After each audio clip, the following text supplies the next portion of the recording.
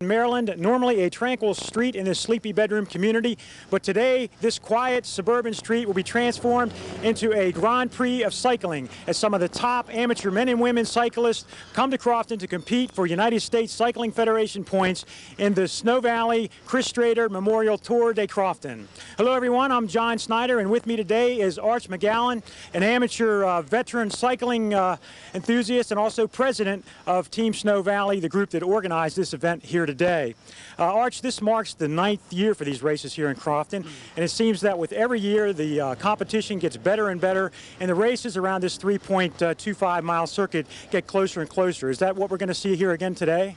Absolutely, John. I think over the past 9 years we've really had the opportunity to fine-tune the event, and we keep drawing more of a variety of riders. Up front, if they're a little cooked, a little fried, we have plenty of strong riders from Team Snow Valley that are ready to take the lead and go to the front.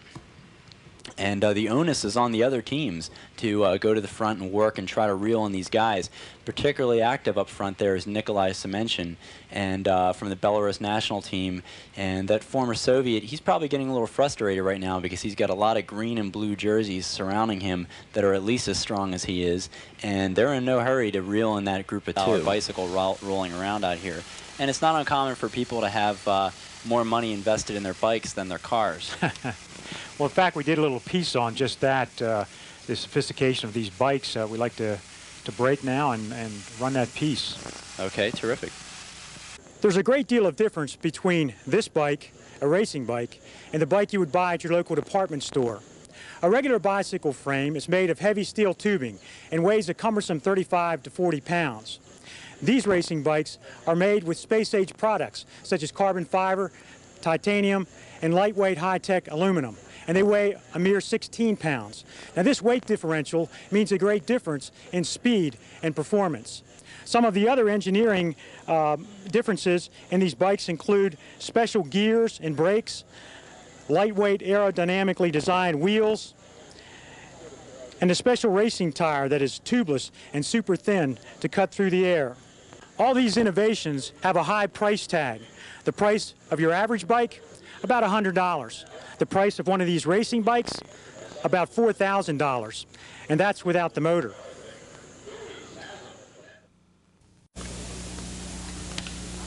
Oh, hi there.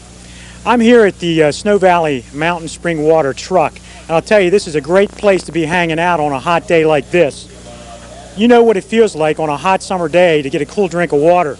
It's quite a pleasure. So you can imagine what it's like after a 40 or 50 mile bike race. In fact, if you waited that long to take your drink of water, you wouldn't be around after the race to take the drink at all. Because you see, in races like these, riders will lose as much as 10 pounds of water weight during the race. And that's the equivalent of 10 of these 16-pint bottles of water. Now, to compensate for that dehydration, the riders will consume up to 20 ounces of water about 15 minutes prior to the race, and also during the race they'll be carrying on board with them two 20-ounce bottles of water like this. And throughout the race they'll be drinking this water at a rate of about 4 to 5 ounces every 10 to 15 minutes. Race cars run on gasoline, but bike racers run on water, and this is a very important fuel for bike racing.